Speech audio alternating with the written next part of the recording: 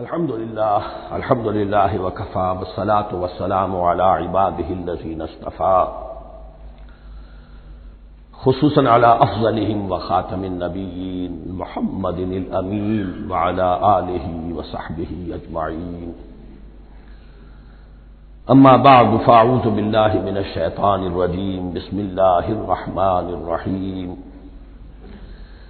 افتطمعون ان يؤمنوا لكم وقد كان فريق منهم يسمعون كلام الله ثم يحرفونه من بعد ما عقلوه وهم يعلمون صدق الله العظيم رب اشرح لي صدري ويسر لي امري واحلل عقدة من لساني يفقهوا قولي اللهم ربنا الهمنا رشدنا واعذنا من شرور انفسنا اللهم ارنا الحق حقا وارزقنا اتباعه وارنا الباطل باطلا وارزقنا اجتنابه اللهم وفقنا لما تحب وترضى اللهم ربنا آنس وحشتنا في قبورنا وارحمنا بالقرآن العظيم اللهم اجعله لنا إماما ونورا وهدى ورحمة اللهم ذكرنا منه ما نسينا وعلمنا منه ما جهلنا وارزقنا تلاوته آناء الليل وآناء النهار واجعله لنا حجة يا رب العالمين آمین۔ اب تک ہم نے سورہ بقرہ کے 8 رکوع اور اس پر مستضاد صرف 3 آیات کا مطالعہ کیا ہے۔ آج میں چاہتا ہوں کہ ہماری رفتار قدرے تیز ہو، تو یہ جو سلسلہ مضمون چل رہا ہے خطاب بے امت سابقہ امت مسلمہ بنی اسرائیل، ان کے ساتھ خطاب کا سلسلہ سورہ بقرہ میں 5ویں رکوع سے شروع ہوا اور 15ویں رکوع کے آغاز تک چلے گا۔ یہ 10 رکوع ہے۔ عرض کر چکا ہوں بار بار، اور اس کو میں چاہتا ہوں آپ اچھی طرح ذہن نشین کر لیں کہ اس میں سے پہلا رکوع جو ہے وہ دعوت کا ہے، وہ بہت فیصلہ کن ہے۔ یہی وجہ ہے کہ دیکھیے اس رکوع کا آغاز ہوا یا بنی اسرائیل اذکروا نعمتی التی انعمت علیکم واوفوا بعہدی اوف بعہدکم وایای فارہبون، اور خود بخود ظاہر ہو رہا ہے اسلوب کلام سے کہ اگلے رکوع سے بات کا رنگ بدل گیا ہے۔ یا بنی اسرائیل اذکروا نعمتی التی انعمت علیکم وانی فضلتکم علی العالمین واتقوا یوما لا تجزی نفس عن نفس شیئا ولا يقبل منها شفاعت ولا يؤخذ منها عدل ولا هم ينصرون۔ یہ تہدید کا انداز ہے، دھمکی کا انداز ہے۔ تو میں نے عرض کیا تھا کہ 5واں رکوع اس خطاب میں بمنزلہ فاتحہ ہے، بہت اہم ہے، اور بقیہ جو 9 رکوع ہیں ان میں بریکٹ کا انداز ہے کہ 2 آیتوں سے بریکٹ شروع ہوتی ہے، انہی 2 آیتوں پر بریکٹ ختم ہوگی۔ یہ ملامت کا خطاب ہے اور ان کے خلاف ایک مفصل فرد قرارداد جرم جو ہے وائد کی گئی ہے، جس کے نتیجے میں وہ اس منصب سے معزول کر دیے گئے جس پر 2000 برس سے فائز تھے، اور ان کی جگہ پر اب امت محمد، نئی امت مسلمہ علی صاحب الصلاۃ والسلام، اب اس کا نصب، اس کی انسٹالیشن اور اس کی انسٹالیشن سیریمنی کے طور پر تحویل قبلہ کا معاملہ۔ یہ ربط کلام اگر سامنے نہ رہے تو انسان کھو جاتا ہے قرآن مجید کی طویل صورتوں کو پڑھتے ہوئے کہ بات کہاں سے چلی تھی، کدھر جا رہی ہے، کیا ربط ہے، کیا تعلق ہے، سیاق کلام کیا ہے۔ اس کو میں اس لیے بار بار، حالانکہ مجھے معلوم ہے کہ وقت کم ہے لیکن میں اس چیز کو زیادہ اہمیت دے رہا ہوں۔ اب ان 9 رکوعوں کے مضامین میں کچھ تو واقعات ہیں، تم نے یہ کیا، تم نے یہ کیا، تم نے یہ کیا، ظاہر بات ہے ترجمہ تو کرنا ہوگا، کچھ مختصر وضاحت بھی کرنی ہوگی، لیکن ان کے تفصیل میں جانے کی ضرورت نہیں ہے۔ لیکن آپ نے دیکھا کہ کچھ واقعات کے بعد پھر کچھ ایسے یونیورسل ٹروتھس بیان ہوئے ہیں، ایسے عظیم حقائق کہ جو ابدی حقائق ہیں، ان کا کسی وقت سے، کسی قوم سے، کسی خاص گروہ سے تعلق نہیں، وہ تو اصول ہیں، سنت اللہ ہم انہیں کہہ سکتے ہیں، یہ اللہ کے جو عام قوانین ہیں، قواعد ہیں اس کائنات میں۔ ایک تو قوانین ہے طبعیہ، فزیکل لاز، ایک مورل لاز ہے کہ جو اس دنیا میں اللہ تعالیٰ کی طرف سے کار فرما ہے۔ تو جہاں وہ مورل لاز آتے ہیں جنہیں آپ کہا کرتے تھے جب بچپن میں کہانی پڑھی اور کہانی کے بعد لکھا اس کا مورل لیسن کیا ہے، اس کہانی سے سبق کیا حاصل ہوا، تو تھوڑے تھوڑے وقفے کے بعد وہ آیات آتی ہیں کہ جو اس گویا کہ اس سلسلہ کلام کے اندر یہ انتہائی اہمیت کی حامل ہے، اس لیے کہ وہ یونیورسل اہمیت کی حامل ہے، اور ان میں در حقیقت ایک رہنمائی پوشیدہ ہے موجودہ امت مسلمہ کے لیے۔ مثلا جتنا حصہ ہم اب تک پڑھ چکے ہیں ان میں سے پہلے تو وہ آیت یاد کیجیے، وَضُرِبَتْ عَلَيْهِمُ الذِّلَّةُ وَالْمَسْكَنَةُ وَبَاءُوا بِغَضَبٍ مِّنَ اللَّهِ۔ معلوم ہوا کہ ایسا ہو سکتا ہے کہ ایک امت مسلمان ہو، اس پر اللہ کے بڑے فضل ہوئے ہوں، بڑا اکرام ہوا ہو، بہت انعام ہوا ہو، پھر وہ اپنی بے عملی یا بد عملی کے باعث اللہ تعالی کے غضب کی مستحق ہو جائے اور ذلت اور مسکنت اس پر تھوپ دی جائے۔ یہ ایک یونیورسل ٹروتھ وہاں سے نکل آیا کہ ہمیں سوچنا ہوگا، یہ ایک لمحہ فکریہ ہے امت مسلمہ کیا کہ کیا ہم تو کہیں آج اس پوزیشن میں نہیں ہیں۔ حدیث میں آپ کو سنا چکا ہوں، لَيَأْتِيَنَّ عَلَىٰ أُمَّتِي مَا أَتَىٰ عَلَىٰ بَنِي إِسْرَائِيلَ حَسْبَ النَّعْلِ بِالنَّعْلِ۔ دوسرا اسی طرح کا یونیورسل ٹروتھ والا مقام تھا آخری جو ہم نے کل پڑھا ہے، ثُمَّ قَسَتْ قُلُوبُكُمْ وَهِيَ كَالْحِجَارَةِ أَوْ أَشَدُّ قَسْوَةً۔ کسی مسلمان امت کا یہ حال بھی ہو سکتا ہے کہ ان کے دل اتنے سخت ہو جائیں کہ سختی میں پتھروں کو اور چٹانوں کو مار دے گا۔ یہ بھی ایک کیفیت ہے جو سامنے آئی، حالانکہ قوم وہ ہے انی فضلتکم علی العالمین، از کجا تاب کجا، لیکن یہ حقیقت بھی ہمارے سامنے آئی کہ یہ چیزیں جو ہیں اپنی جگہ پر امکانات میں سے ہیں۔ البتہ یہاں ایک بات میں عرض کر دوں کہ اس قساوت قلبی میں پوری امت برابر مسلط جو ہے مبتلا نہیں ہوا کرتی، اس میں امت کے جو قائدین ہوتے ہیں اور امت مسلمہ کے قائدین اس کے علماء ہوتے ہیں، سب سے زیادہ شدت کے ساتھ یہ خرابی ان میں آتی ہے، اس لیے کہ باقی لوگ تو پیروکار ہیں، پیچھے چلتے ہیں، وہ اعتماد کرتے ہیں کہ یہ ہے اللہ کی کتاب کے پڑھنے والے، یہ ہے تورات کے حامل، یہ جانتے ہیں، وہ ان کے پیچھے پیچھے چل رہے ہوتے ہیں۔ لیکن جو لوگ جان بوجھ کر اللہ کی کتاب میں تحریف کر رہے ہوں، انہیں تو پتا ہے ہم کیا کر رہے ہیں۔ جو لوگ جان بوجھ کر حق کو پہچان کر اس کا انکار کر رہے ہیں، انہیں تو پتا ہے کہ ہم کیا کر رہے ہیں۔ در حقیقت یہ سزا ان پر آتی ہے۔ یہ بات اب ان آیات میں جو آج ہم پڑھنے چلے ہیں بہت زیادہ واضح ہو جائے گی انشاءاللہ۔ فرمایا افتطمعون ان یؤمنوا لکم، تو اے مسلمانوں کیا تم یہ توقع رکھتے ہو کہ یہ ایمان لے آئیں گے تم پر، تمہاری بات مان لیں گے؟ ظاہر بات ہے مسلمانوں کو توقع تھی کہ مشرکین مکہ تو بہت دور تھے دین سے، توحید سے دور، رسالت کا کوئی تصور ہی نہیں، کتاب کوئی ان کے پاس تھی ہی نہیں۔ یہ تو یہود ہیں اور ان کے پاس تو کتاب رہی ہے، یہ موسیٰ کے ماننے والے ہیں، یہ توحید کے علم بردار ہیں، یہ آخرت کا بھی اقرار کرتے ہیں، تو ان کو جھٹپٹ مان لینا چاہیے۔ تو جو مسلمانوں کے دل میں، عام مسلمانوں کے دل میں جو حسن ظن تھا، اب در حقیقت یہ اس کو ایڈریس کیا جا رہا ہے، افتطمعون ان یؤمنوا لکم، تمہیں بڑی طمع ہے، کوشش ہے، تمہاری خواہش ہے، آرزو ہے، تمنا ہے، توقع ہے کہ یہ بات مان لے گے تمہاری۔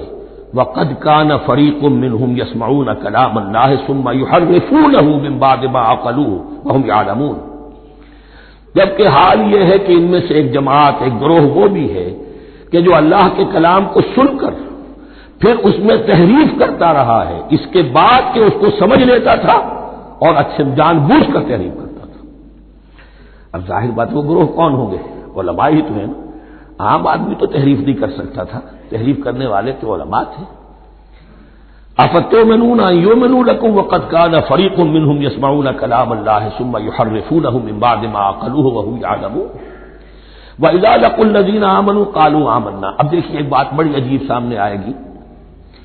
کہ جس طرح منافقین مسلمانوں میں تھے ایسے ہی منافقین یہود میں بھی تھے۔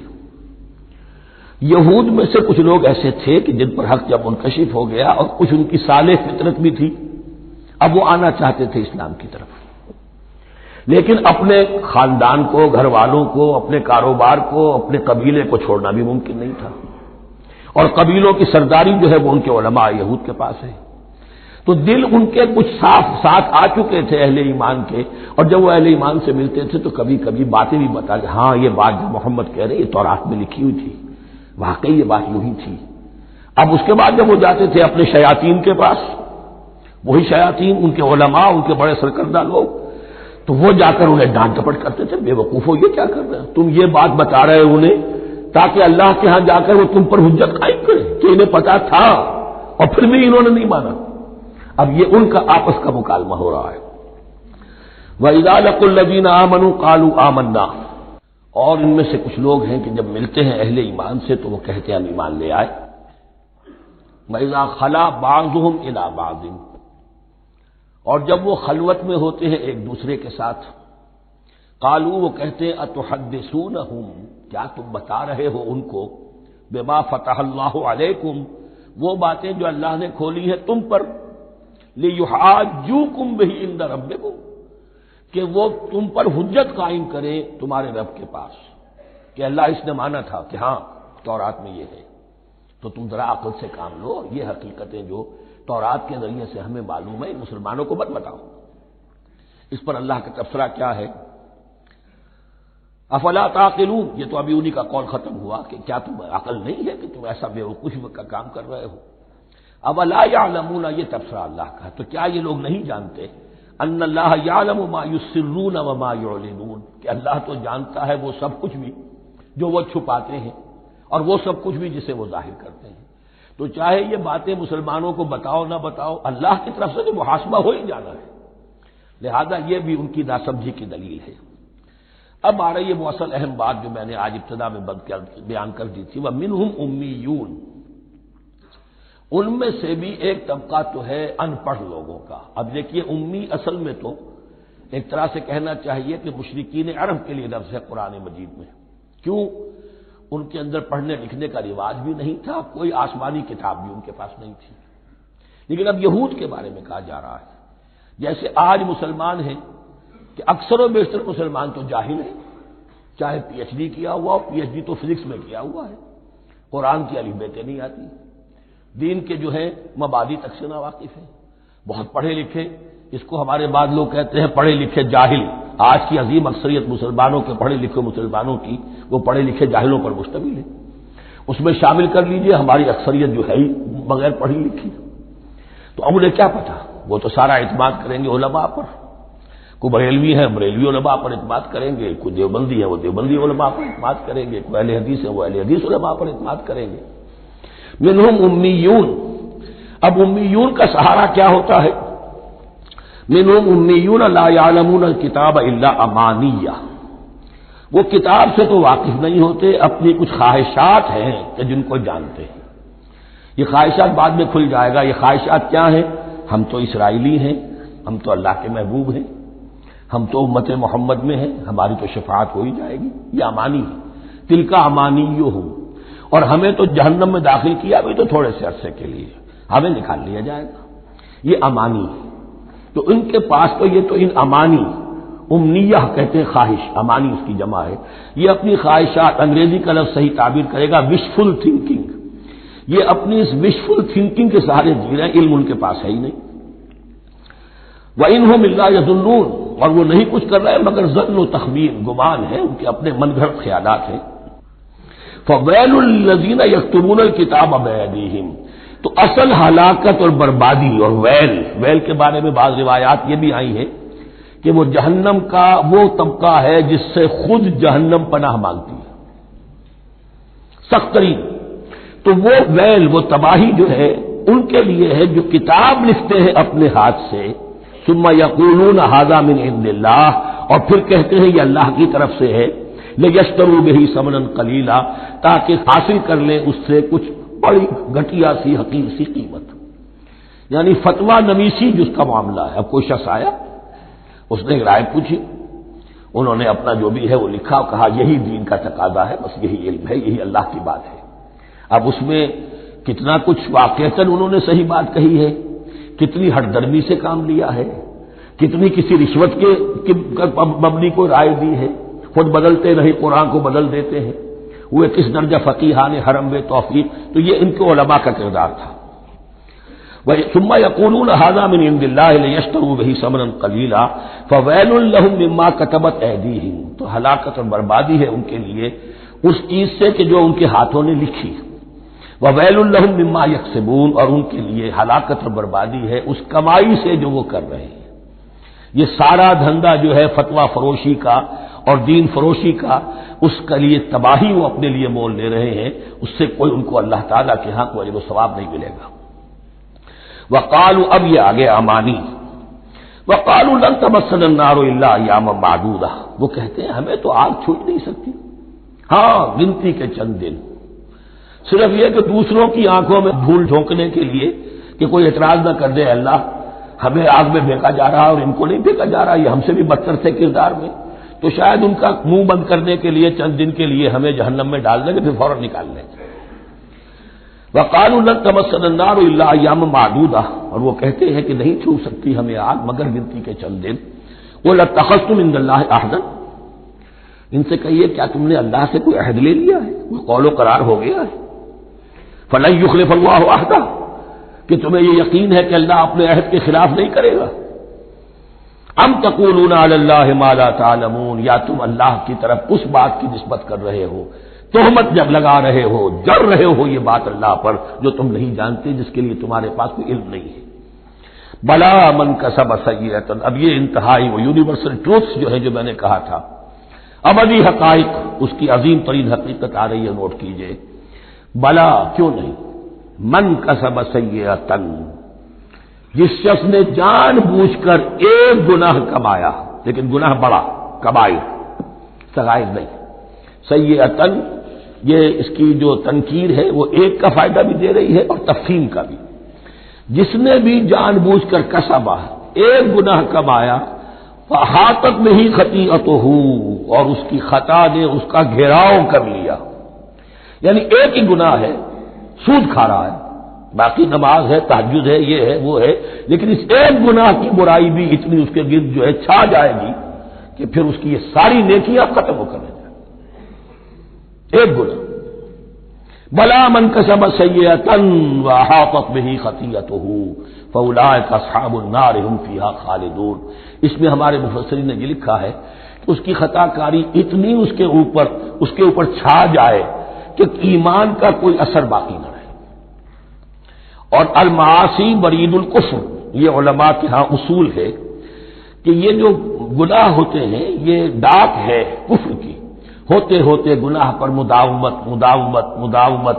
اگر اس پر چلتا ہے تو اصل میں ہوتے ہوتے ہوتا یہ ہے کہ اسے پتہ بھی نہیں ہوتا، وہ اپنے آپ کو مسلمان سمجھتا ہے، اندر سے ایمان ختم ہو چکا ہوتا ہے، دیمک کی طرح جو ہے وہ دروازے کی چوکھٹ جو ہے کھائی گئی، اوپر صرف ایک ونیئر لگا ہوا ہے جو نظر نہیں آ رہا۔ یہ عقل جو ہے اللہ نے دیمک کو بھی دی ہے کہ چھوٹی سی چھپٹی چھوڑ دینا تاکہ دھوکہ کھاتے رہیں لوگ گھر والے، باقی یہ کہ اندر سے کھوکھلا کر دیا۔ اولئک اصحاب النار،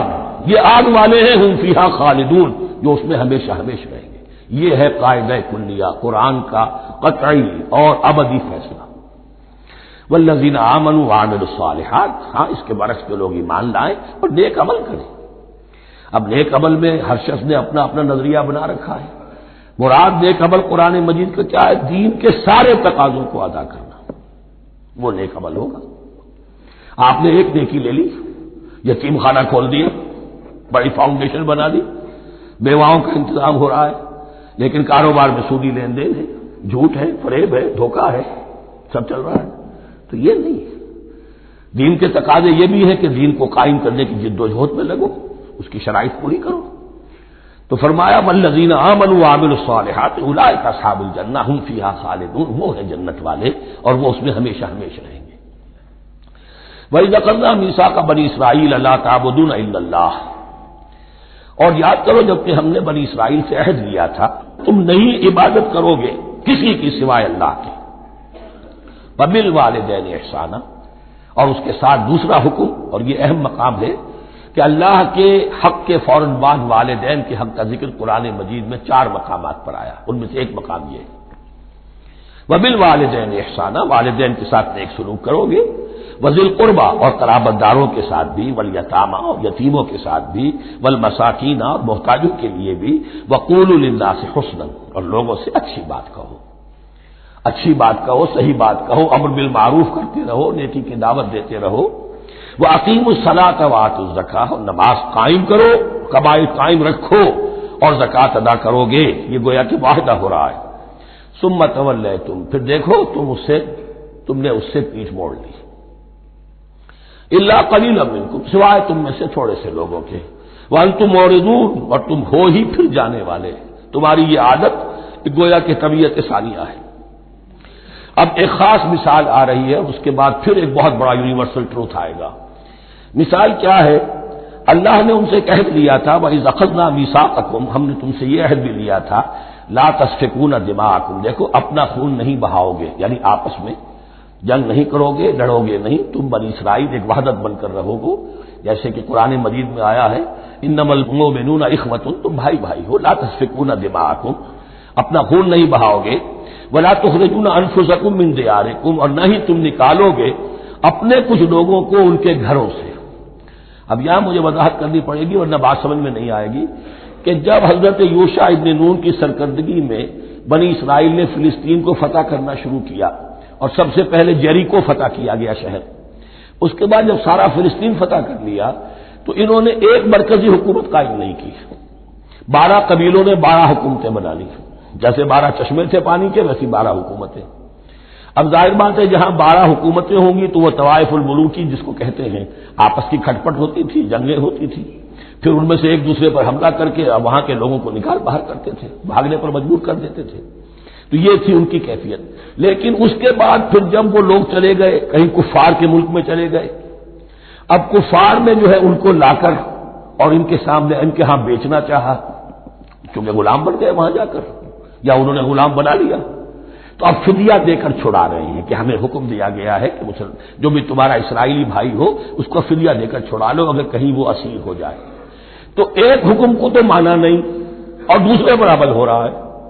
حکم تو یہ تھا کہ آپس میں خون ریزی کرو ہی نہیں، وہ اس حکم کو تو توڑ دیا، لیکن بڑے متقیانہ انداز میں اب جو اس وقت اس کی وجہ سے جو غلام بن گئے یا اسیر ہو گئے اب ان کو چھڑوا رہے کہ اللہ کا حکم ہے، شریعت کا حکم ہے۔ یہ ہے وہ تضاد جو مسلمان امتوں کے اندر ہو جاتا ہے، اس پر آئے گا وہ یونیورسل ٹروتھ۔ وَإِذْ أَخَذْنَا مِيثَاقَكُمْ لَا يَسْتَسْفِكُونَ دِمَاءَكُمْ، یاد کرو جب کہ ہم نے تم سے عہد لیا تھا کہ تم اپنا خون نہیں بہاؤ گے، وَلَا تُخْرِجُونَ أَنفُسَكُم مِّن دِيَارِكُمْ، اور نہ ہی تم اپنے آپ کو اپنے لوگوں کو ان کے گھروں سے نکالو گے، ثُمَّ أَقْرَرْتُمْ وَأَنتُمْ تَشْهَدُونَ، پھر تم نے اقرار کیا تھا، اس عہد کو اور قول و قرار کو مان لیا تھا پورے شعور کے ساتھ، تشہدون مانتے ہوئے، ثُمَّ أَنتُمْ هَؤُلَاءِ، پھر تم ہی ہو وہ تو تقتلون أنفسكم، اپنے ہی لوگوں کو قتل بھی کرتے ہو، وَتُخْرِجُونَ فَرِيقًا مِّنكُم مِّن دِيَارِهِمْ، اور اپنے ہی لوگوں میں سے کچھ لوگوں کو ان کے گھروں سے باہر نکالتے ہو، تظاہرون علیہم بالاسم والعدوان، ان پر چڑھائی کرتے ہو گناہ کے ساتھ بھی اور زیادتی کے ساتھ بھی، وَإِن يَأْتُوكُمْ أُسَارَىٰ،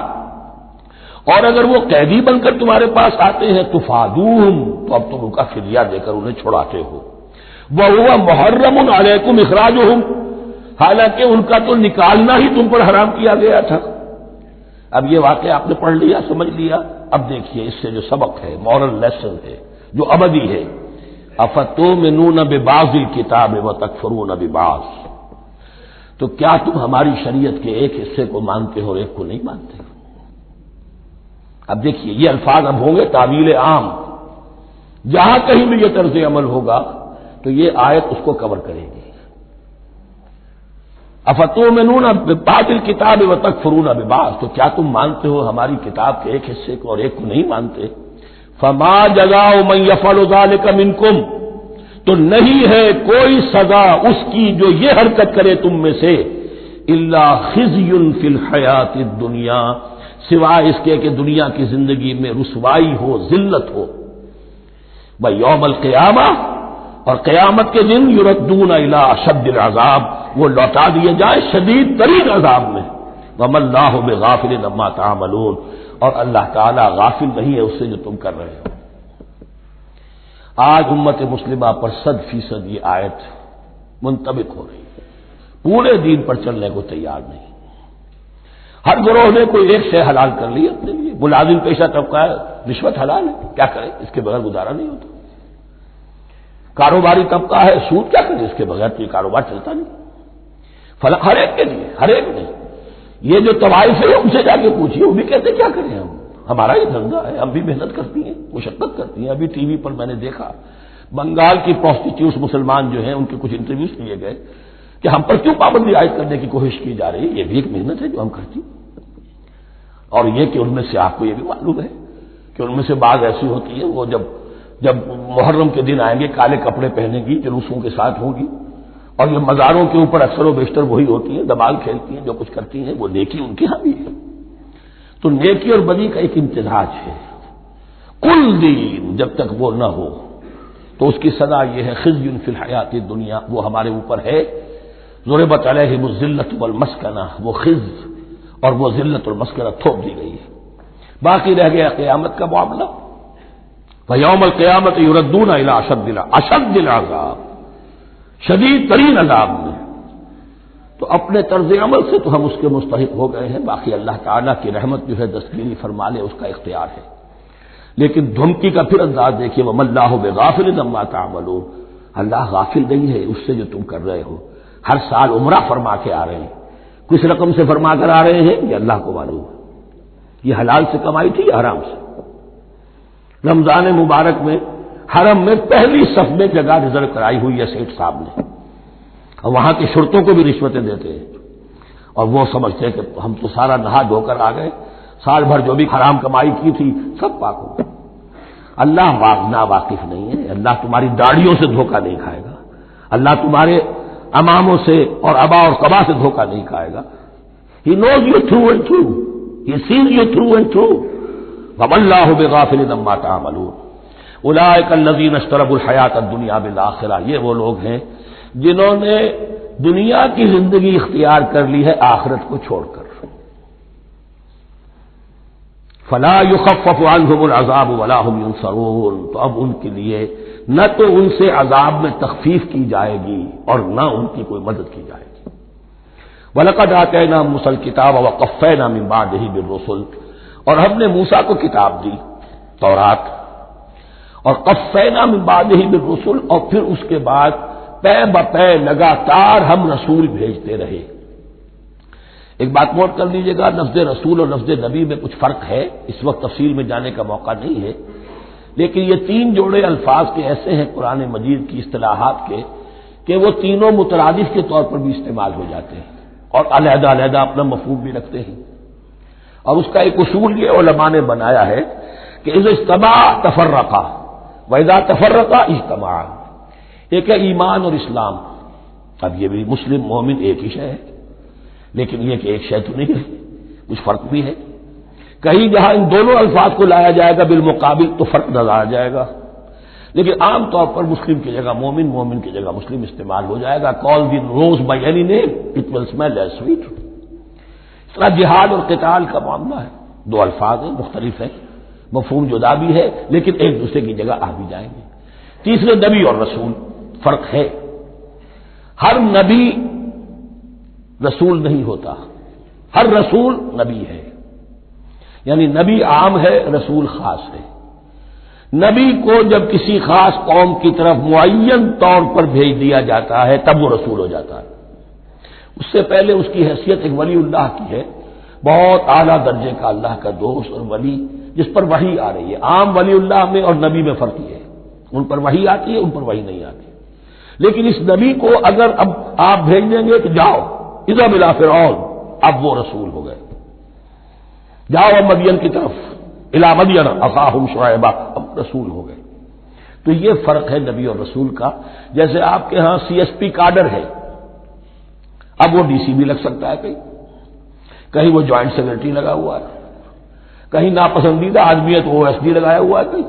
لیکن اس کا کاڈر برقرار رہے گا، سی ایس پی تو ہے۔ اسی اعتبار سے ہر نبی ہر حال میں نبی ہے، لیکن اس کو اضافی کیفیت ملتی ہے رسول کی۔ اور ایک بات یہ نوٹ کر لیجئے،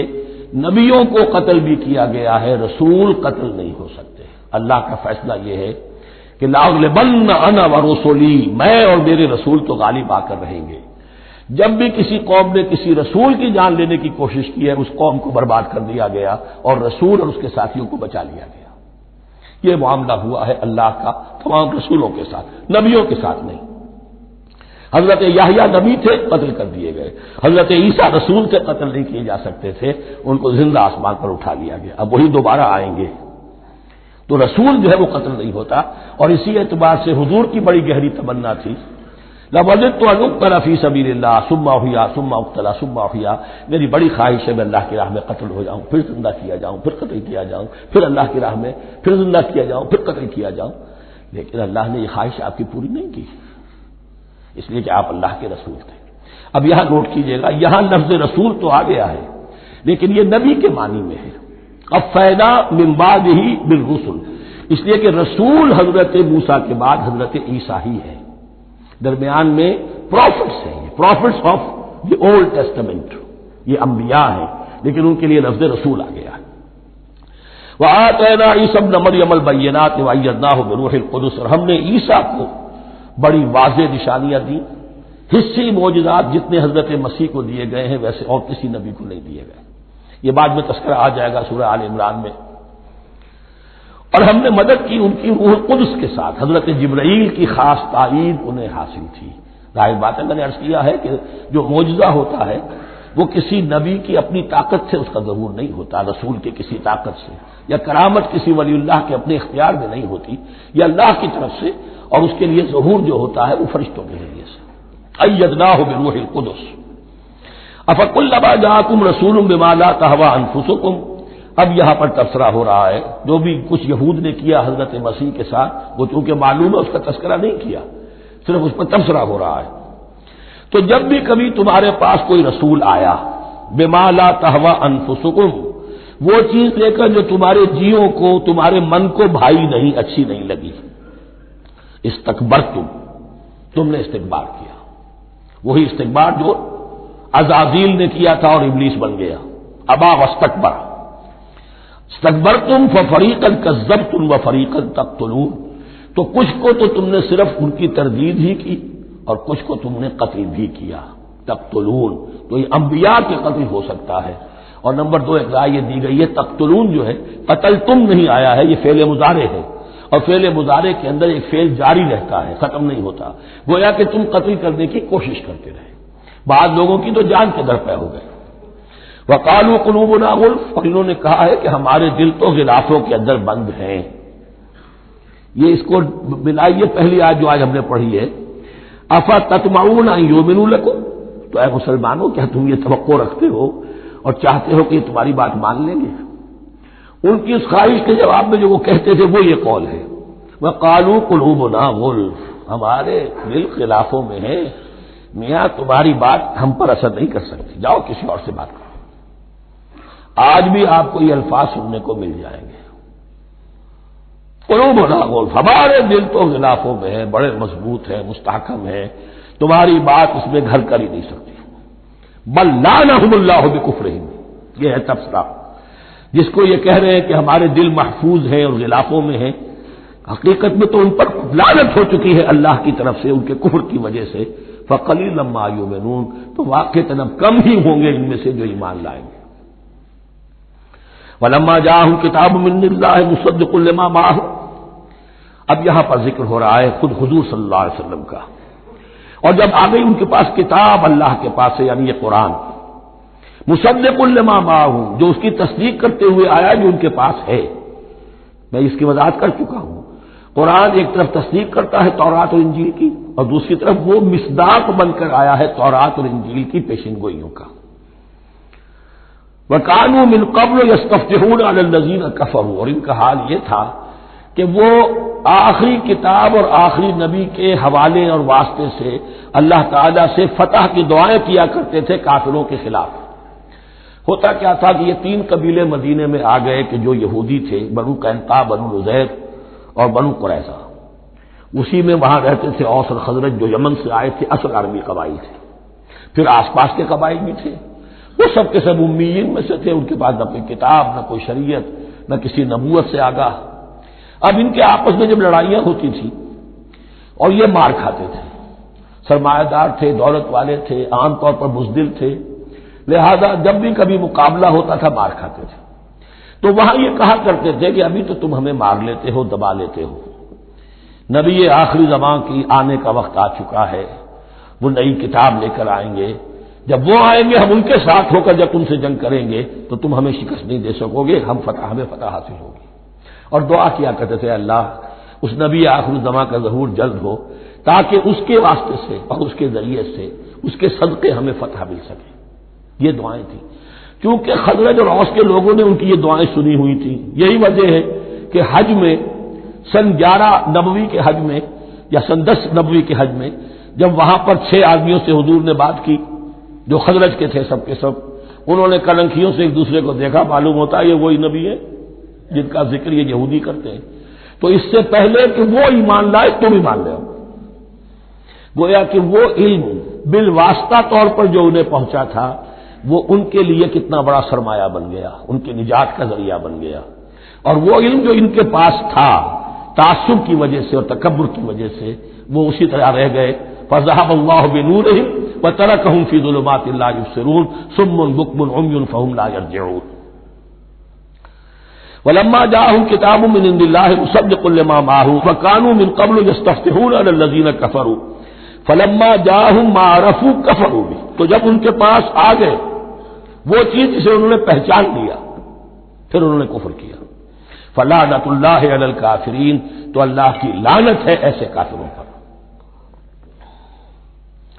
بئس ما اشتروا به انفسهم ان يكفروا بما انزل الله بغيا ان ينزل الله من فضله على من يشاء من عباده، بہت بری شے ہے جس کے عوض کہ انہوں نے اپنی جانوں کو فروخت کر دیا، یعنی دنیا کا حقیر سا نفع، یہاں کی حقیر سی مسندیں، یہاں کا جو بھی چودراہٹیں ہیں، جو بھی ان کی حیثیت ہے، صرف اس کا قربانی دینے کو تیار نہیں، یہی تو سبب ہے،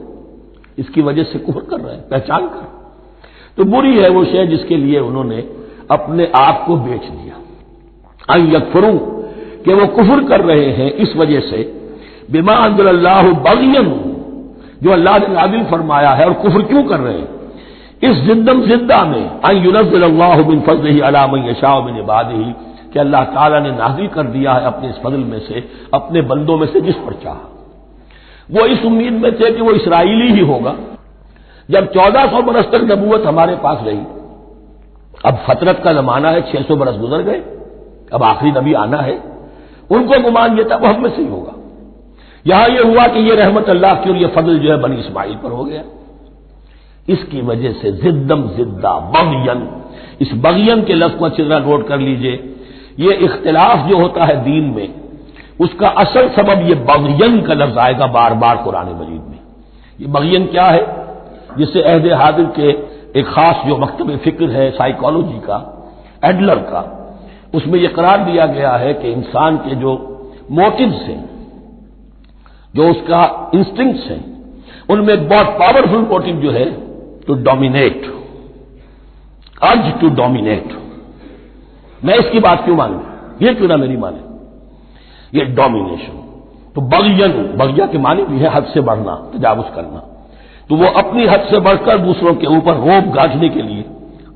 یہ سارا انہوں نے کیا، اس وجہ سے کہ بنی اسماعیل کے ایک شخص محمد صلی اللہ علیہ وسلم پر اللہ تعالیٰ نے یہ رحمت نازل فرما دی۔ فباؤوا بغضب علی غضب، تو وہ لوٹے غضب پر غضب لے کر، یعنی تہ برتہ غضب ہے ان پر اللہ تعالیٰ کا۔ وللکافرین عذاب مہین، اور ایسے کافروں کے لیے اہانت آمیز، مہین اہانت سے بنا ہے، اہانت آمیز عذاب ہے۔ وَإِذَا قِيلَ لَهُمْ آمِنُوا بِمَا أَنزَلَ اللَّهُ، اور جب ان سے کہا جاتا ایمان لاؤ اس پر جو اللہ نے نازل فرمایا، قَالُوا نُؤْمِنُ بِمَا أُنزِلَ عَلَيْنَا، ہم ایمان رکھتے ہیں اس پر جو ہم پر نازل ہوا۔ وَيَكْفُرُونَ بِمَا وَرَاءَهُ، اور وہ کفر کر رہے ہیں جو اس کے پیچھے ہے۔ انہوں نے انجیل کا کفر کیا، حضرت مسیح کو نہیں مانا، انہوں نے محمد کا کفر کیا ہے صلی اللہ علیہ وسلم، اور قرآن کو نہیں مانا۔ وَهُوَ الْحَقُّ مُصَدِّقًا لِمَا مَعَهُمْ، اور وہ کفر کر رہے ہیں حالانکہ وہ حق ہے، سچ ہے، درست ہے، اور تصدیق کرتے ہوئے آیا ہے اس کی جو ان کے پاس ہے۔ قل، اے نبی ان سے کہیے، فَلِمَ تَقْتُلُونَ أَنبِيَاءَ اللَّهِ، یہاں وہ لفظ واضح ہو گیا، تو پھر کیوں تم قتل کرتے رہے ہو اللہ کے نبیوں کو، من قبل، اس سے پہلے۔ ایسے ہی حق پرست ہو، ایسے ہی جو کچھ تم پر نازل کیا گیا اس پر ایمان رکھنے والے ہو، تو تم نے نبیوں کو کیوں قتل کیا؟ تم نے زکریا کو کیوں قتل کیا علیہ الصلوۃ والسلام؟ تم نے یحییٰ کو کیوں قتل کیا علیہ الصلوۃ والسلام؟ تمہارے تو ہاتھ جو ہے نبیوں کے خون سے آلودہ ہیں۔ فَلِمَ تَقْتُلُونَ أَنبِيَاءَ اللَّهِ مِن قَبْلِ إِن كُنتُم مُّؤْمِنِينَ، اگر واقعتاً تم ایمان والے ہو۔ وَلَقَدْ جَاءَكُم مُوسَىٰ بِالْبَيِّنَاتِ، تمہارے پاس موسیٰ آئے تھے کھلی تعلیمات لے کر، واضح معجزے لے کر۔ ثُمَّ اتَّخَذْتُمُ الْعِجْلَ مِن بَعْدِهِ، پھر تم نے اس کے بعد اس کی غیر حاضری میں بچڑے کو اپنا معبود بنا لیا۔ وانتم ظالمون، اور تم ظالم ہو۔ وَإِذْ أَخَذْنَا مِيثَاقَكُمْ وَرَفَعْنَا فَوْقَكُمُ الطُّورَ، یاد کرو جب کہ ہم نے تم سے عہد لیا تھا اور تمہارے اوپر کوہ طور کو معلق کر دیا تھا۔ خُذُوا مَا آتَيْنَاكُمْ بِقُوَّةٍ، پکڑو اس کو مضبوطی کے ساتھ جو ہم نے تمہیں دیا ہے۔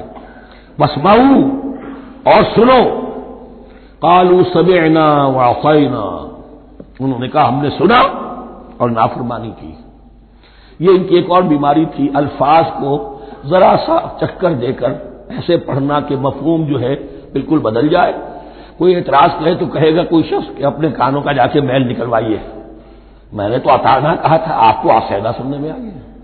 لیکن وہ اپنے لوگ جو ہوتے تھے ان کے منافقوں کے، اور آپس میں جو ہوتے تھے وہی منافق اس وقت حضرت موسیٰ کے ساتھ کردار تو ایک ہی رہا ہے ہمیشہ سے۔ اس کردار کے لوگ جو ہے یہ حرکتیں کرتے تھے، اور پھر ان سے سرزنش کی جاتی کہ بھائی ہم نے تو کہا تھا سمعنا واطعنا، آپ کے اپنی سماعت میں کوئی خلل ہوگا۔ قالوا سمعنا وعصینا، ہم نے سنا اور ہم نے رد کیا، نافرمانی کی۔ وَأُشْرِبُوا فِي قُلُوبِهِمُ الْعِجْلَ بِكُفْرِهِمْ، اور ان کے اس کفر کی پاداش میں یا کفران نعمت کی سزا کے طور پر ان کے دلوں میں بچھڑے کی محبت اور تقدس جو ہے وہ پلا دیا گیا۔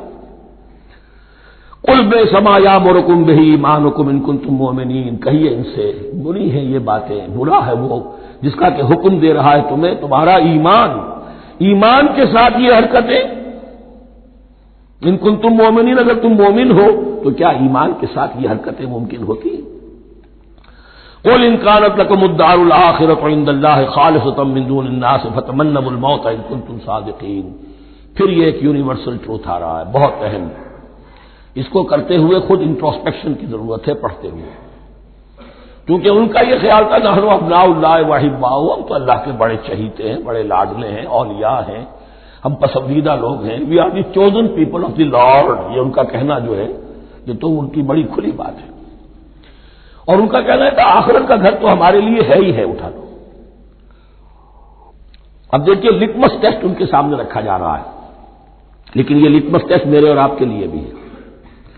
قُلْ إِن كَانَتْ لَكُمُ الدَّارُ الْآخِرَةُ عِندَ اللَّهِ خَالِصَةً مِّن دُونِ النَّاسِ،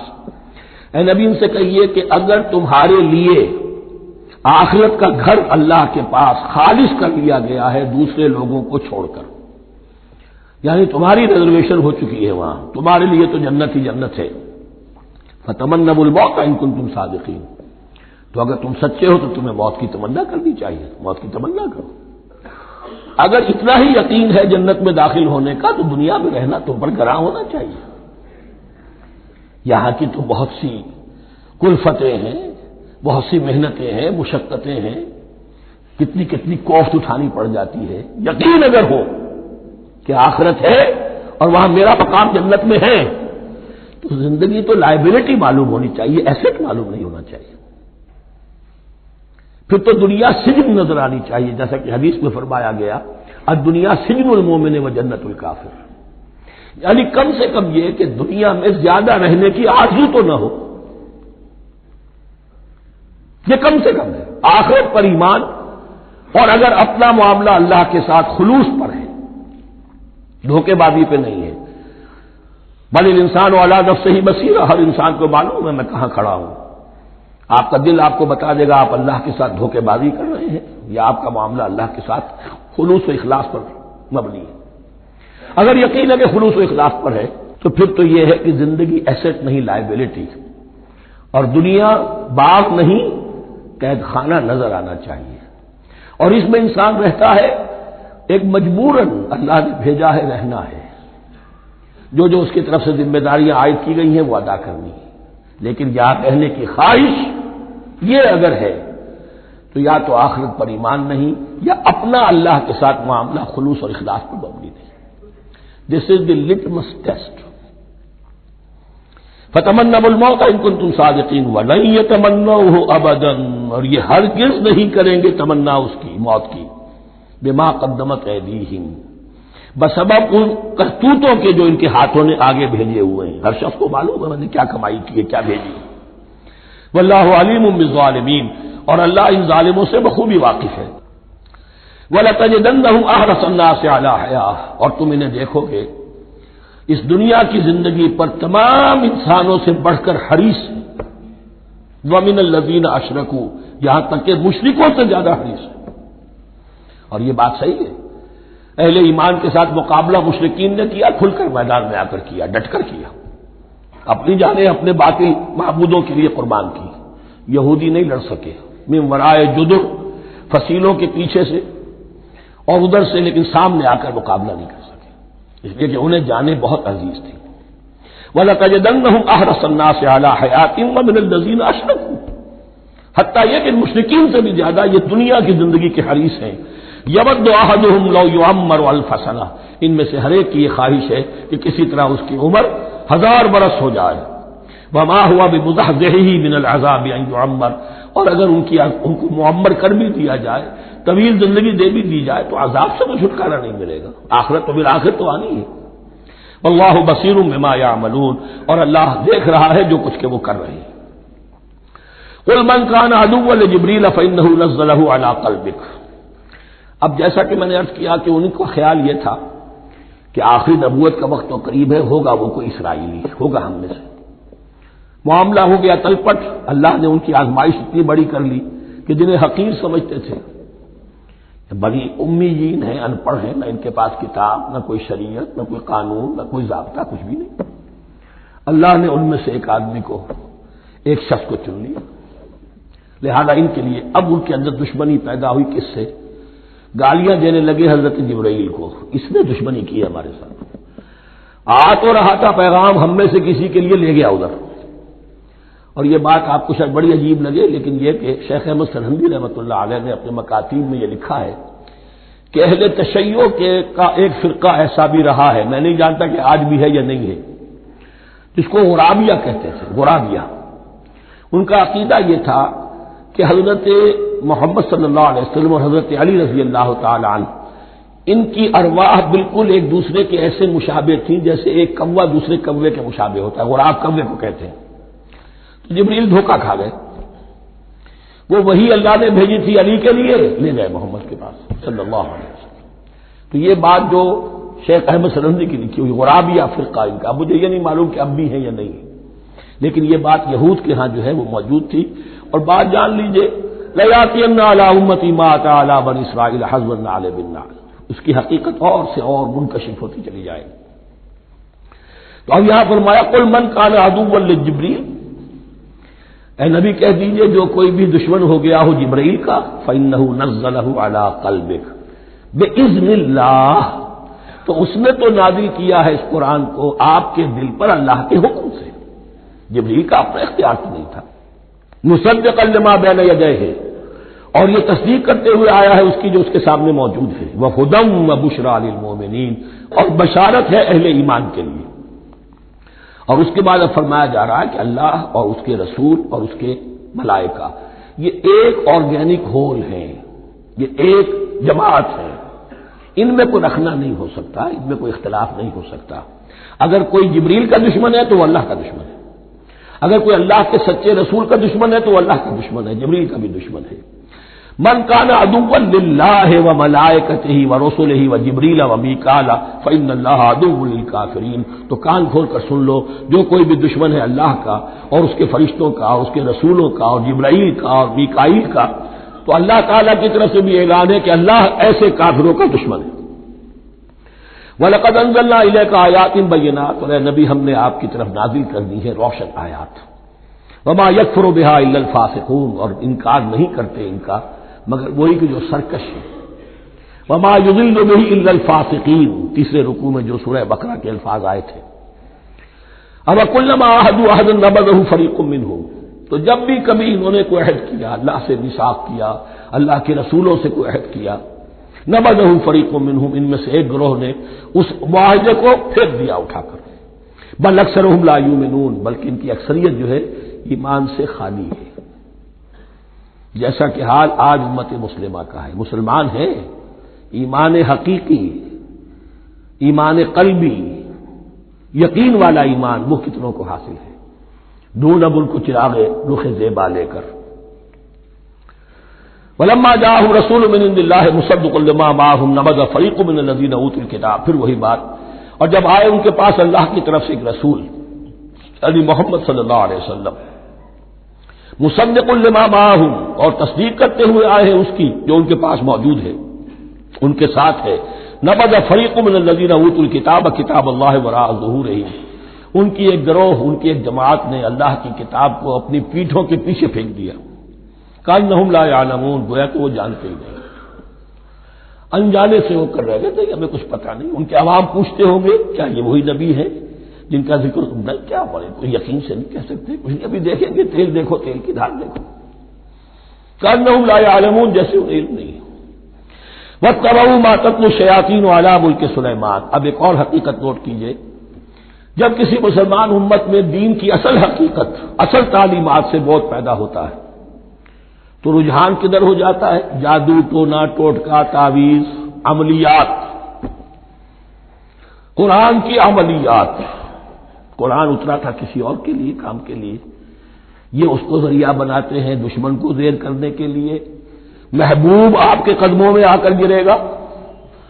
عمل قرآنی ہے، اتنے 100 روپے کا آپ دیجیے، یہ تو مل جائے گا۔ یہ دندے ہمارے ابھی چل رہے ہیں، خوب چلتے ہیں، اور میں سمجھتا ہوں کہ سب سے زیادہ فلرشنگ کاروبار جو ہے وہ اس طرح کا ہے۔ ہینگ لگے نہ پھٹکڑی، نہ آپ کو کوئی اس میں محنت کرنے کی ضرورت ہے، نہ اس کے اندر آپ کو انویسٹ کرنے کی ضرورت ہے، اور کاروبار چلتا۔ تو وہاں بھی کیا ہوا، واتبعوا، جب دین کی اصل حقیقت کو دور پھینک دیا، انہوں نے پیروی کی اس کی ما تتلو الشیاطین علی ملک سلیمان، جو شیاطین جن جو تھے، علی ملک سلیمان سے مراد ہے علی عہد ملک سلیمان، حضرت سلیمان کے زمانے میں چونکہ اللہ تعالی نے ان جنات کو حضرت سلیمان کے تابع کر دیا تھا، تو وہاں پر چونکہ ان کا جو ہے کوئی میل جول زیادہ تھا لوگوں کے ساتھ، تو وہ انہیں کچھ اس قسم کی چیزیں سکھاتے رہتے تھے، گویا کہ اندر سے تخریب کاری۔ واتبعوا ما تتلو الشیاطین علی ملک سلیمان وما کفر سلیمان ولکن الشیاطین کفروا، اور سن لو، سلیمان نے کبھی کفر نہیں کیا، بلکہ یہ شیاطین تھے کہ جو کفر کرتے تھے۔ جادو کفر ہے، لیکن آپ کو نقش سلیمانی آج تک بھی لفظ ملے گا، نقش سلیمانی۔ آج بھی مسلمان بھی ان چیزوں کو حضرت سلیمان کی طرف منسوب کر رہے ہیں، وہ ظلم اب بھی جاری ہے۔ وما کفر سلیمان ولکن الشیاطین کفروا یعلمون الناس السحر، وہ لوگوں کو جادو سکھاتے تھے۔ وما انزل علی الملکین ببابل ہاروت و ماروت، اور جو کچھ نازل کیا گیا 2 فرشتوں پر، ہاروت اور ماروت پر، بابل میں۔ بابل یہ ہے پرانا عراق، بیبلونیا۔ نبوکدنضر بھی بیبلونیا کا بادشاہ تھا، نمرود بھی بیبلونیا کا بادشاہ تھا۔ عراق کے بادشاہوں کا لقب ہی تھا نمرود، نواردہ اس کی جمع ہے۔ تو حضرت سلیمان کی حکومت جب تھی تو وہاں پر یہ لوگ جنات جو ہیں وہ اس قسم کی تخریب کاری کر رہے تھے، تو اللہ تعالیٰ نے آخری آزمائش کے لیے 2 فرشتوں کو زمین پر اتارا، اور وہ انسانی شکل میں لوگوں کو جادو سکھاتے تھے، بتاتے بھی جاتے تھے دیکھو جادو کفر ہے، ہم سے مت سیکھو، لیکن اس کے باوجود لوگ سیکھتے تھے، تو گویا کہ ان پر اتمام حجت ہو گیا کہ اب ان کے اندر خباثت جو ہے پوری طریقے سے گھر کر چکی ہے۔ وما يعلمان من احد، اور وہ نہیں سکھاتے تھے کسی کو بھی، حتی یقولا انما نحن فتنۃ فلا تکفر، یہاں تک کہ وہ کہہ دیتے تھے کہ دیکھو ہم تمہاری آزمائش کے لیے بھیجے گئے ہیں، ہم فتنہ ہیں، تو تم کفر مت کرو۔ فیتعلمون منہما ما یفرقون به بین المرء وزوجہ، تو وہ سیکھتے تھے ان دونوں سے وہ شے کہ جس کے ذریعے سے تفریق کر سکے ایک شخص اور اس کی بیوی کے درمیان، تفرقہ ڈالنا گھروں کے اندر، فساد۔ اب بھی یہ عورتوں کے اندر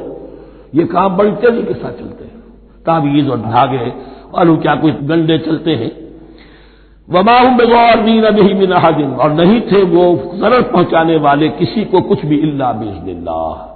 ایمان کا تقاضا یہ ہے کہ چاہے کوئی دوا ہو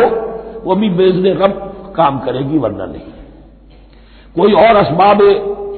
طبیعیہ ہے، ان کے بھی اثرات ظاہر ہوں گے اگر اللہ چاہے گا، اس کے بغیر کچھ نہیں ہو سکتا۔ جادو کا بھی اثر ہوگا تو اللہ کے اذن سے ہوگا، تو بندہ مومن کو ڈٹے رہنا چاہیے اور مقابلہ کرنا چاہیے۔ وما هم بضارین بہ من احد الا باذن اللہ ویتعلمون ما یضرهم ولا ينفعهم، اور وہ سیکھتے تھے ان سے وہ چیزیں جو ان کے لیے مضرت بخش تھی، ضرر پہنچانے والی، اور انہیں نفع نہیں پہنچاتی تھی۔ وَلَقَدْ عَلِمُوا لَمَنِ اشْتَرَاهُ مَا لَهُ فِي الْآخِرَةِ مِنْ خَلَاقٍ، حالانکہ یہ بات ان کے علم میں آ چکی تھی کہ جس نے بھی اس چیز کو حاصل کیا، جادو سیکھا، اس کا پھر آخرت میں کوئی حصہ نہیں ہے۔ وَلَبِئْسَ مَا شَرَوْا بِهِ أَنفُسَهُمْ، اور بری تھی وہ چیز جس کے لیے انہوں نے اپنے آپ کو فروخت کر دیا، لَوْ كَانُوا يَعْلَمُونَ، کاش کہ انہیں علم ہوتا۔ وَلَوْ أَنَّهُمْ آمَنُوا وَاتَّقَوْا، اور اگر وہ ایمان رکھتے اور تقوی کی روش اختیار کرتے، لَمَثُوبَةٌ مِّنْ عِندِ اللَّهِ خَيْرٌ، تو بدلہ پاتے اللہ کی طرف سے بہت ہی اچھا، بہت خیر۔ لَوْ كَانُوا يَعْلَمُونَ، کاش کہ ان کو معلوم ہوتا۔ یا ایھا الذین آمنوا لا تقولوا راعنا وقولوا انظرنا واسمعوا، اب ایک اور مثال ان کی، وہ تو تھے منافقین بنی اسرائیل جن کا ذکر ہوا، سمعنا واطعنا۔ اب یہاں یہ منافقین جو یہاں پر مسلمانوں میں شامل ہو گئے تھے، یہود کے زیر اثر لوگ، اور آ گئے ہیں مسلمانوں میں بھی، اب ان کا معاملہ کیا تھا؟ جب حضور صلی اللہ علیہ وسلم کی محفل میں بیٹھتے تھے تو جیسے ہوتا ہے آپ نے کوئی بات فرمائی تو اگر فرض کیجئے کہ ادھر کے لوگوں نے نہیں سنی، بات سمجھ میں نہیں آئی، تو وہ ان سے درخواست کرتے تھے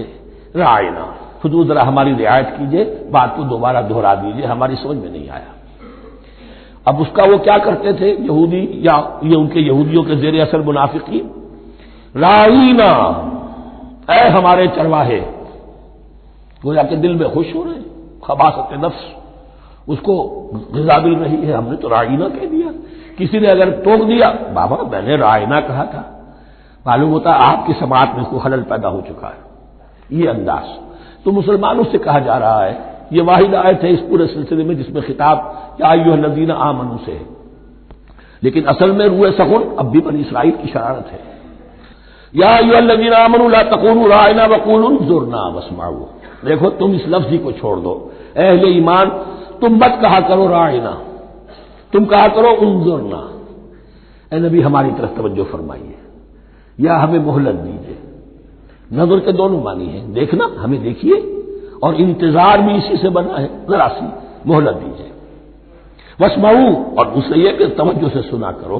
تاکہ دوبارہ پوچھنے کی ضرورت ہی پیش نہ آئے۔ وللکافرین عذاب الیم، اور ان کافروں کے لیے تو دردناک عذاب ہے۔ ما یود الذین کفروا من اہل الکتاب ولا المشرکین ان ینزل علیکم من خیر من ربکم، اور نہیں چاہتے وہ لوگ کہ جنہوں نے کفر کیا ہے اہل کتاب میں سے اور مشرکین میں سے بھی، کہ نازل ہو تم پر کوئی بھی خیر تمہارے رب کی طرف سے۔ یہ اہل کتاب بھی اور مشرکین مکہ بھی یہ جل رہے ہیں حسد میں، حسد کی آگ میں، کہ یہ کلام پاک تمہیں کیوں دے دیا گیا، یہ آخری منصب نبوت کا جو ہے خاتم النبیین، یہ منصب جو ہے یہ انہیں کیوں مل گیا؟ وہ نہیں چاہتے کہ کوئی بھی خیر اللہ کی طرف سے تمہیں ملے۔ واللہ یختص برحمتہ من یشاء، حالانکہ یہ اللہ کا پریروگیٹو ہے، اللہ کا فیصلہ ہے، اللہ خاص کر لیتا ہے اپنی رحمت کے لیے جس کو چاہے، یہ اس کا فیصلہ ہے۔ واللہ ذو الفضل العظیم، اور اللہ تعالیٰ بڑے فضل والا ہے۔ ما ننسخ من آیۃ او ننسها نأت بخیر منها او مثلها، ہم نہیں منسوخ کرتے کسی بھی آیت کو یا اسے بھلواتے۔ ایک تو ہے ننسخ، منسوخ کر دینا، ایک ہے حافظے سے ہی کسی کے محو کر دینا۔ ما ننسخ من آیۃ او ننسها نأت بخیر منها، تو ہم اس کی جگہ پر اس سے بہتر لے آتے ہیں، او مثلها یا ویسی ہی لے آتے ہیں۔ الم تعلم ان اللہ علی کل شیء قدیر، کیا تم یہ نہیں جانتے کہ اللہ تعالیٰ ہر چیز پر قدرت رکھتا ہے، اسے ہر شے کا اختیار ہے۔ الم تعلم ان اللہ لہ ملک السماوات والارض، کیا تم نہیں جانتے کہ اللہ کے لیے ہی اختیار مطلق ہے، بادشاہی ہے آسمانوں اور زمین کی۔ وما لکم من دون اللہ من ولی ولا نصیر، اور نہیں ہے تمہارے لیے اللہ کے سوا کوئی بھی نہ ولی اور نہ مددگار۔ بارک اللہ لی ولکم فی القرآن العظیم ونفعنی وإیاکم بالآیات والذکر الحکیم۔